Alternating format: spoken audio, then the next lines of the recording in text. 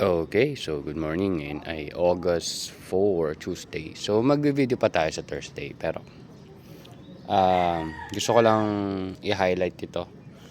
So ito yung dalawang klaseng tinaniman natin ng spinach. So ito yung lupa na galing dito sa mga taniman ko dati, tapos nilagyan ko rin ng compost. Ito naman is yung lupa na galing dun sa construction na medyo may clay pero nilagyan ko rin ng compost.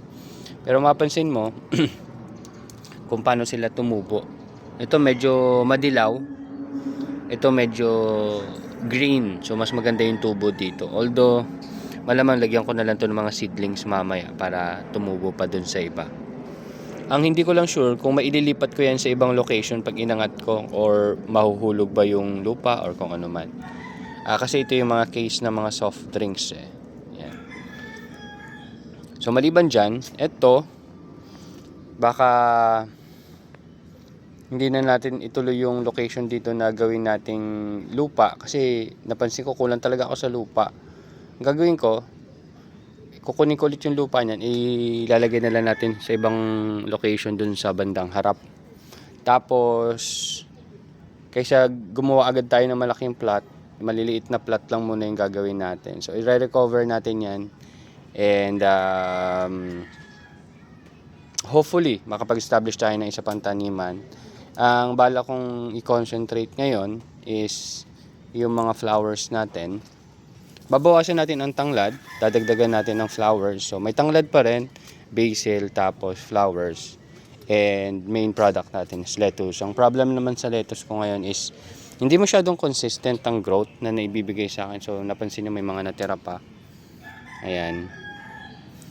Although kasi yan nabebenta ko naman yan. Pero hindi na siya yung pang display. And also I want to compare itong batch na to ay kaparehas ng batch na to, ito yung malapit. So kung mapapansin nyo, halos wala naman silang difference. And ito is shaded. Ayan, shaded. So yung ita-transfer ko bukas, maglalagay tayo ng isa doon, tapos 4 dito kasi 5 boxes na siya. Nag-increase na tayo eh. So 4 boxes dito. Nalinis na naman yan. Lalagyan na lang ng tubig mamaya. Tapos ito lilinisin ko pa kasi clear na natin to. Pero ang next batch kasi natin for this week is ayon. Yan. So possible by Saturday may pagdadala naman ako siguro 6 na plastic. Dala tayo dun sa ating mga tropa sa BF3. Hopefully hindi maulan kasi mahirap pumiyahin na maulan or maglakad na maulan. So ito yung recent na transfer natin. Yan yung susundan. So kung mamas may tubig, 'di ba? Kasi minsan umaangat yung box. Nakaangat ng konti yung box. Ang inaalala ko baka hindi umabot yung ugat doon sa nutrient solution. Pero dito rin kasi iba nakaangat pero umabot naman. Ayun. Mapapansin mo yan, basta after mga 1 or 2 days, tingnan mo kung matutuyo yung kokopit nila. Pag natuyo yung kokopit nila, ibig sabihin hindi lumalapat yung net caps mo dun sa nutrient solution. Kaya nilagyan ko ng pabigat. Actually nagpe-prepare pa ako ng 2 ganyan, lalagay ko sana, pero nakita ko naman na goods naman sila. Kaya hinayaan ko na muna. So ito, papalitan din natin to. Maganda naman yung naging setup ng tanglad dyan. Ang problema lang, hindi maganda yung lupa. Kasi, yan o. Actually, ginawa kong potted eh. Kasi, kala ko mabibenta ko eh. Hindi ko mabenta. Anyway. Kasi ito, in-experiment natin is mga onion chives to. Ay, onion bunching. Yan, in-experiment. Pero baka baguhin ko na lang. Or dagdagan ko na lang ng kangkong. Kasi kung mapapansin nyo, ayan, babawasan natin to. Gagawin natin ng flowers and tanglad. Ganun yung magiging barrier natin para may pollinators na ma-attract. Tapos dito ay Chinese kangkong. Mapansin nyo yung ugat nandiyan na sa lumabas na sa container. Tapos ito naman is yung water spinach. So ito yung kangkong na sa tubig. Pinatubo ko lang din dito sa lupa. Kaya naman. Ayan o. Ayan nga siya. Buhay nga siya. So ang ginagawa ko, putol lang ako. Tapos tusok, putol, tusok. Ayan, dumami na sila. So ayan. So goods naman. And ito, ano ba to? Thai basil ba to? O ano? Amoyin ko lang. Ito ay Thai basil. Thai basil and sweet basil natin. Meron din tayong lemon eh. Pero mukhang Thai basil yun. So yung Thai basil na yan, nanggaling yan sa lupa na nakolekta lang din natin sa paligid. So tulad nung sinabi ko nung isang araw din, ayan. Ito ay tumutubo naman kaso hindi ganoon kaganda yung quality ng, ito nga nag-abort na yata to eh, yung dahon ng, ay yung bunga ng okra. Pero it shows na kaya niya pa rin magbunga okra natin. So ito naman, blooming na yung mga flowers natin dito. So ito, nirepat ko lang. So hindi ko na tinanggal sa pot, nirepat ko, nilagyan natin ng basil, tapos nilagyan natin ng zinnia. So zinnia plant to.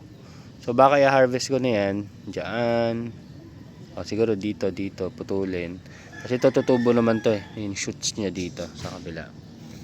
Kasi ito yung flowers natin dito. Nagbo-bloom na. Ayun o. Ang ganda o. Considering na ano pala yung lupa nila dito is hindi mataba. Ayan o. Kaya medyo medyo nagdagdag tayo ng flowers. And possible is panibagong i-offer para siyang flower vase design, yung flowers yan. So bala ko kasi ayan, isang flowers na ganito is 20 pesos. So may flower vase design ka na. Ayan. So yan yung isusupply natin sa kanila basta meron tayong flowers. Ayan, yan yung naisip kong panibagong i-offer. Subok lang ng subok. Ayan. So yung iba pang flowers na nagugustuhan ko, may dilaw, may pink. Ito yung isang pink. Nagaling din dun sa mga mother plant nila doon. Gumagawa tayo ng cuttings. So cuttings lang yan. Kasi pag sa buto, hindi ko alam kung anong kulay yung lalabas. Ayan. So naghahanap tayo ng maganda yung growth. Tsaka yung itsura. So umulan kasi kanina, gusto ko sanang i-harvest to para ilagay ko dun sa bahay as flower vase. So ayan. Hindi ko lang kung fruit fly ito eh. Fruit fly ba to? Wala na, lumipad na. Ayan. Diba? So yun dito naman. Ingat lang kasi nasa slab tayo eh. Ayan. Yung dito naman, ito yung bala kong punuin. Kaya kukunin ko yung lupa. Ito yung pupunuin ko. Para lagyan din natin ng flowers and tanglad. Generally flowers, basil, and tanglad. Yan. So malamang dalawang flowers, tapos tanglad and basil. Ito pala oh, hindi ko pa na ita-transfer oh. Kasi ito, tatanggalin ko na rin yan. Although may mga basil pa dyan. Yan, madami. Ayun. Medyo ito, harvest ko na rin siguro yan. Tapos yung cuttings yan, nililipat natin doon. Yung mga ugat-ugat ng onion bunching. Onion bunching yan eh. Nililipat natin doon sa kabila. At ito, inoobserbahan ko kasi kung kakayanin niya ba mag-grow or hindi. O baka natatakpan siya nitong tanglad na to. Kaya medyo mahina yung growth niya. Pwede kong ilipat. Ilipat na nga natin. Doon sa gilid. Rico. Lipat natin.